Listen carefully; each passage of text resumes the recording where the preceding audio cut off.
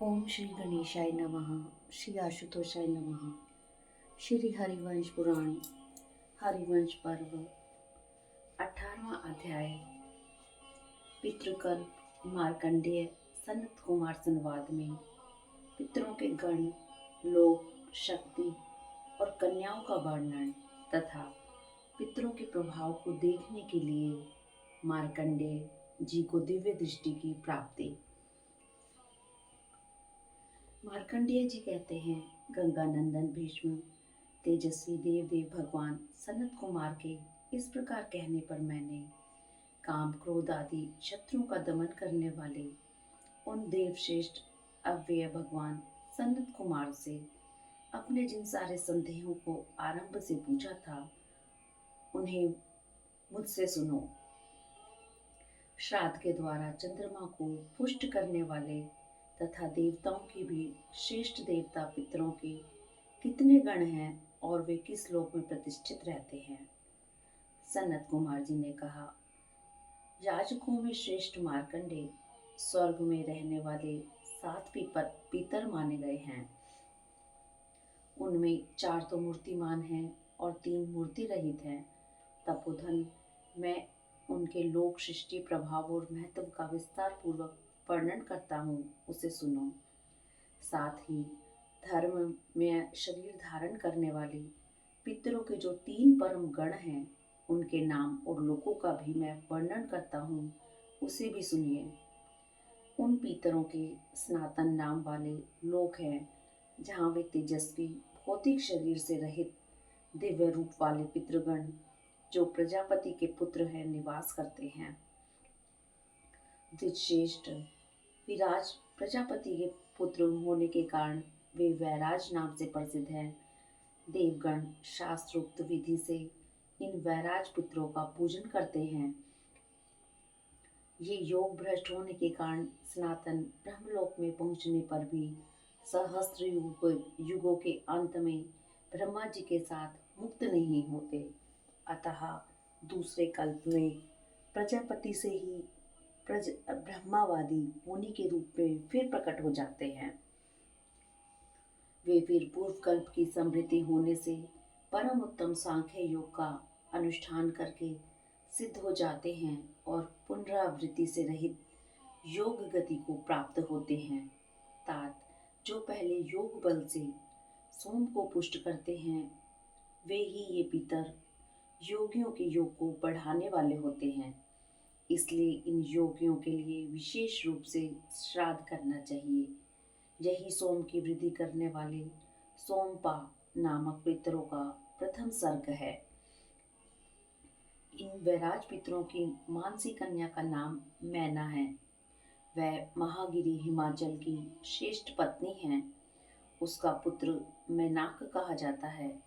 मैनाक का पुत्र महागिरी श्रीमान क्रौंच पर्वत है, जो पर्वतों में श्रेष्ठ और नाना प्रकार के रत्नों से भरा पूरा है। पर्वत राज हिमालय ने मैना के गर्भ से 3 कन्याएं उत्पन्न की, जिनमें अर्पणा, एक पर्णा तथा तीसरी एक पाटला है।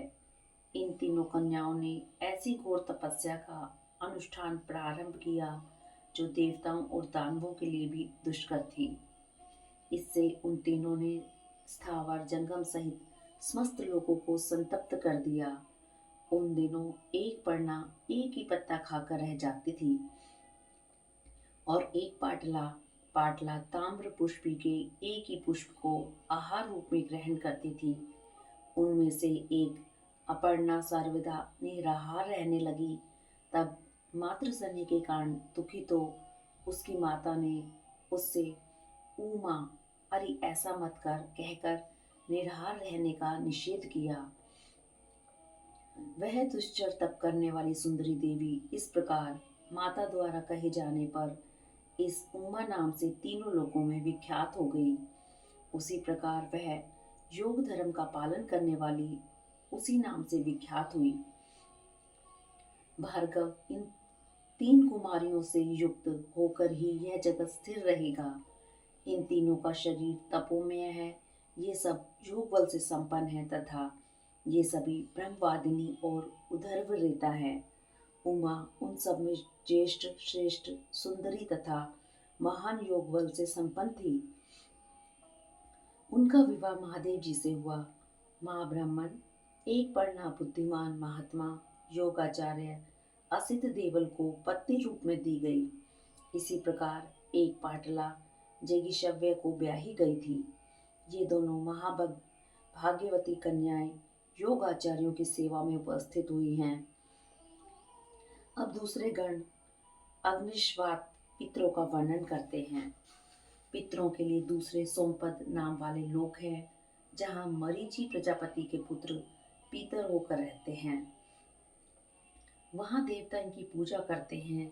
ये सब अमित तेजस्वी पीतर अग्निश्वात नाम से प्रसिद्ध है। अच्छोदरा नाम की नदी इनकी मानसी कन्या है। उसी से अच्छोद नामक प्रसिद्ध सरोवर प्रकट हुआ है। उस नदी रूपी मानसी कन्या ने इन पितरों को पहले कभी नहीं देखा था।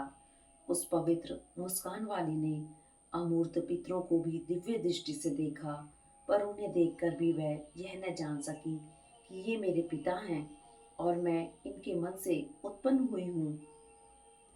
तब वह सुंदरी अच्छोदा उस दुख के कारण लज्जित हो गई। फिर उसने वसु को, जो आयु के यशस्वी पुत्र अमावसु नाम से विख्यात अंतरिक्षचारी और स्वर्ग में अद्रिका अप्सरा के साथ विमान में बैठे थे, देखा और उन्हीं को अपना पिता मान लिया। वह इच्छा अनुसार रूप धारण करने वाली स्त्री दूसरे को पिता बनाकर मानसिक व्यभिचार के कारण योग भ्रष्ट होकर गिरने लगी। स्वर्ग से भ्रष्ट होकर नीचे को गिरती हुई अच्छोदा ने त्रस रेणु के आकार के 3 विमानों को देखा। तदंतर उसने उनमें बैठे हुए उन पितरों को देखा, जो अत्यंत सूक्ष्म स्पष्ट न दिख पड़ने वाले और अग्नियों में स्थापित अग्नि के समान उद्दीप्त हो रहे थे।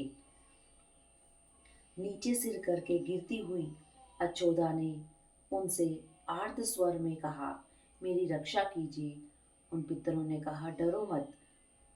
उनके ऐसा कहते ही अच्छोदा आकाश में रुक गई और फिर दीन वाणी से उन पितरों को प्रसन्न करने लगी।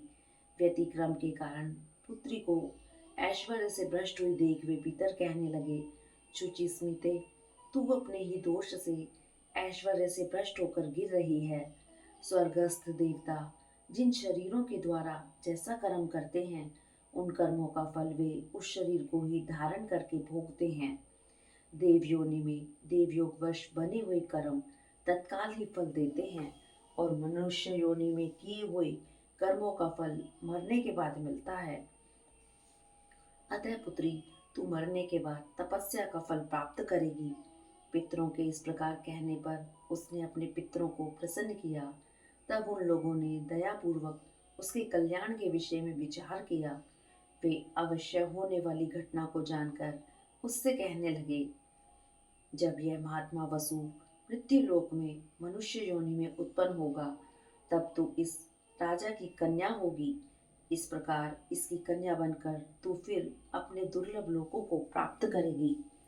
तू पराशर ऋषि का वंशधर पुत्र उत्पन्न करेगी। वह ब्रह्म ऋषि एक वेद को 4 भागों में विभक्त करेगा। फिर तू जो महाअभिष शंतनु नाम वाले राजा की कीर्ति को बढ़ाने वाले 2 पुत्रों को उत्पन्न करेगी। उनमें से एक धर्मज्ञ पुत्र का नाम विचित्र वीर्य होगा और दूसरे कल्याण में पुत्र का नाम चित्रांगद होगा। इन पुत्रों को उत्पन्न करके तू अपने लोकों में फिर आ जाएगी। पितरों का व्यतिक्रम करने के कारण तुझे कुत्सित जन्म मिलेगा। तू इसी राजा के द्वारा अद्रिका के गर्भ से कन्या रूप में उत्पन्न होगी और 28वें द्वापर में मछली की संतान के रूप में प्रकट होगी। पितरों के इस प्रकार कहने पर वह राजा वसु की पुत्री बनकर मत्स्य योनि में उत्पन्न हुई।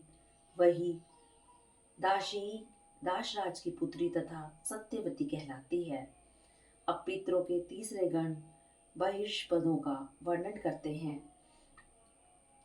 स्वर्ग में वैभ्राज नाम के दर्शनीय लोग हैं, जहाँ बहिर्षद नाम वाले भूलोक विख्यात पितृगण निवास करते हैं।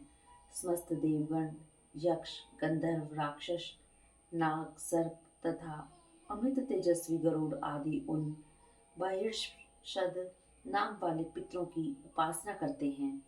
ये बहिर्षद नाम वाले पितर महाभाग्यवान, तेजस्वी, तपस्वी और महात्मा हैं तथा महान आत्मबल से युक्त प्रजापति पुलस्त्य के पुत्र हैं।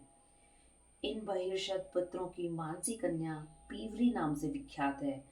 पीवरी स्वयं योगिनी, योगी की पत्नी तथा योगियों की माता है।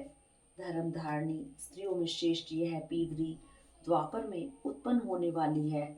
उसी युग में पराशर के कुल में व्यास जी के द्वारा अरण्य से आविर्भूत धूम रहित अग्नि के समान प्रकाशमान महातपस्वी महायोगी द्विज श्रेष्ठ शुक उत्पन्न होंगे।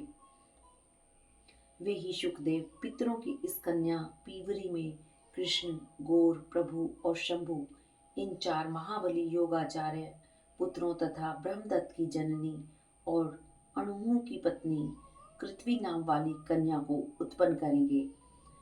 वे धर्मात्मा इन महाव्रतधारी योगाचार्य को उत्पन्न कर अपने पिता व्यास जी से धर्मों का रहस्य सुनेंगे। तदंतर अपार बुद्धि वाले महायोगी शुक अपुनर्वर्तनी गति को प्राप्त होंगे। वह परम गति उद्वेग रहित, कभी नष्ट न होने वाला तथा सनातन ब्रह्म पद रूप है। मुने, अमूर्तिमान पितर धर्म में शरीर धारण करने वाले हैं। इन्हीं से वृष्णि और अंधक कुलों से संबंध रखने वाली यह कथा आरंभ होती है। सुकाल नामक पितर प्रजापति वशिष्ठ जी के पुत्र हैं। वे दीप्तिमान पितर स्वर्ग में सभी काम उपभोगों से परिपूर्ण तथा ज्योतिर्मय लोकों में निवास करते हैं। ब्राह्मण लोग उनकी आराधना करते हैं। मार्कंडे जी कहते हैं, भीष्म, इन सुकाल नामक पितरों की मानसी कन्या स्वर्ग में गो नाम से विख्यात है। वह तुम्हारे ही वंश में दी गई है। वह शुक की प्रिय भार्या है। साध्यों की कीर्ति बढ़ाने वाली वह गो यहाँ एक श्रृंगा नाम से प्रसिद्ध है। अब क्षत्रियों द्वारा पूज्य आंगिरस पितरों का वर्णन करते हैं। पहले जिनका साध्यों ने पोषण किया था वे अंगिरा ऋषि के पुत्र आंगिरस पितर सूर्य की किरणों से प्रकाशित होने वाले लोगों का आश्रय लेकर रहते हैं। तात फल चाहने वाले क्षत्रिय लोग उन आंगिरस पितरों का पूजन करते हैं। इन आंगिरस पितरों की मानसी कन्या यशोदा नाम से प्रसिद्ध है। वह विष्णु महान की पत्नी वृद्ध शर्मा की पुत्र वधु तथा राजर्षि महात्मा दिलीप की माता है।